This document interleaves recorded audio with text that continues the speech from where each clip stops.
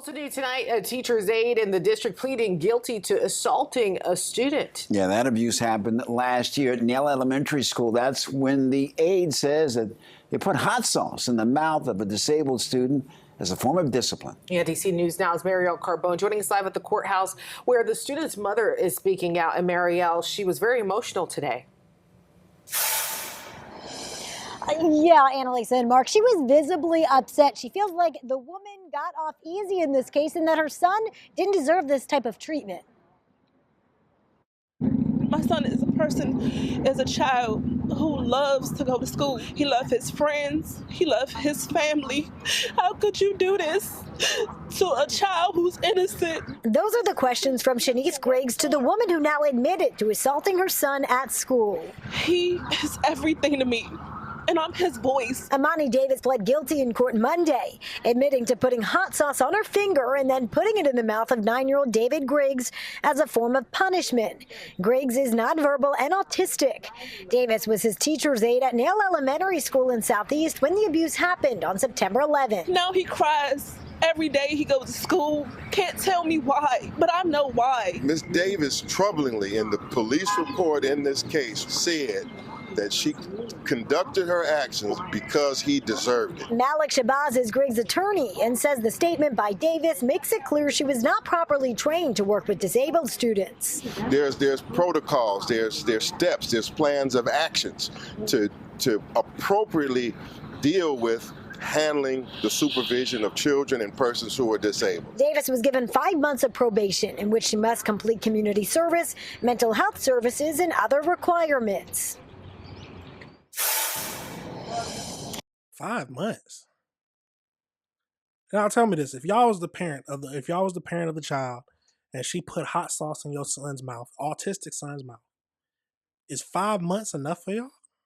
Is that clearly enough to show that she is truly punished for her actions? And Shabazz says that he does intend to file some civil action in this case as well against the parties involved, including DCPS. We reached out to the school district for comment on this case, and they declined at this time. Crazy situation. Let's go over to the next video and see if they tell us anything different. We're going to go back out live now to our Washington, D.C. reporter Felicia Ashley to talk about this guilty plea from a D.C. public schools teacher's aide who used hot sauce to discipline a nonverbal student. Good morning. Yep. Good morning. Yes, that's right. And 30-year-old Imani Davis said that she did this because she said, quote, he deserved it. Well, Monday in court, she admitted to doing this and she also pled guilty. And part of her plea deal includes her getting community service. We spoke to the child's mother, Shanice Griggs, after the court appearance, and she said her son never had a voice in the situation and everyone meant to speak up and protect him didn't. How could the school let this happen? Like, under y'all watch. And then y'all let me know at the end of the day and brought him home on a bus. Like, why didn't y'all let me know right then and there? Oh, what you mean? They let you know? They obviously thought it was a big deal just to speak to her about it. But then they wait to the end of the day and then let him ride on the bus. So I'm holding him accountable. As well as Imani Davis. I'm holding her accountable as well, because you shouldn't be walking around here thinking that it's okay to do that to disabled kids, especially kids with no voice. He's nonverbal. He couldn't tell me. And then I'm his voice. So I cry because my son is my everything. And I want justice for him. You can hear the pain in that mother's voice. Ms. Griggs also said that her son has autism. In addition to that, what we learned is that Davis pled guilty to simple assault. Now, coming up live the next half hour, I've been covering these corporal punishment. They said simple assault. So we just not, that sounds like a child abuse case to me, but maybe hot sauce is not considered, just putting hot sauce in a kid's mouth is not considered child abuse, but depending on the heat of the hot sauce, that can be child abuse to me. allegations within DCPS since the fall. We'll tell you what DCPS is or is not doing as it relates to the situation, what's next for the victim, as well as Imani Davis. For now, reporting live from Northeast DC, Felicia Ashley, 7 News. A DC public school teacher's aide pleading guilty to putting hot sauce in an autistic and nonverbal student's mouth as punishment. 7 News on your side first reported on this when it happened last fall. Our Washington, D.C. reporter Felicia Ashley is with us live from Northeast.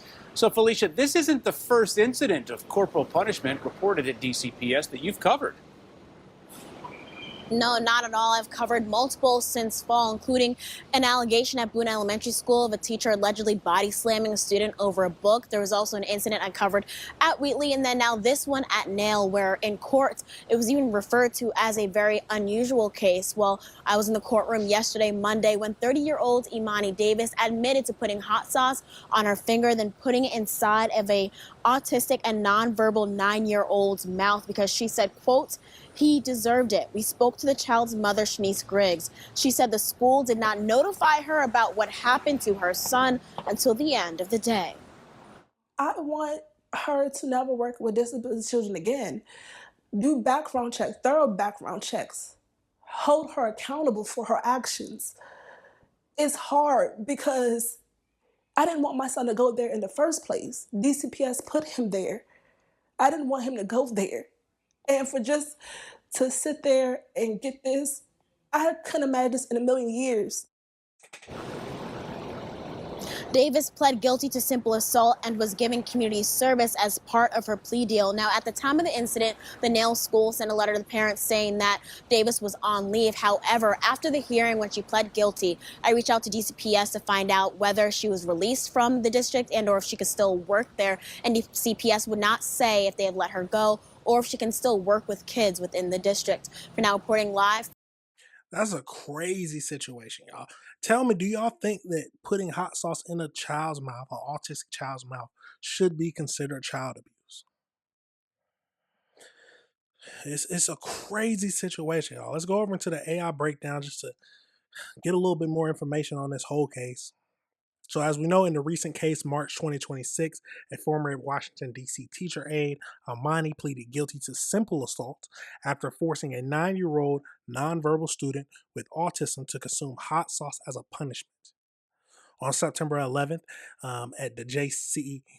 Neal Elementary School, Davis was witnessed putting hot sauce on her finger and then placing it inside of his mouth. According to the police and witness statements, Davis claimed that he deserved it.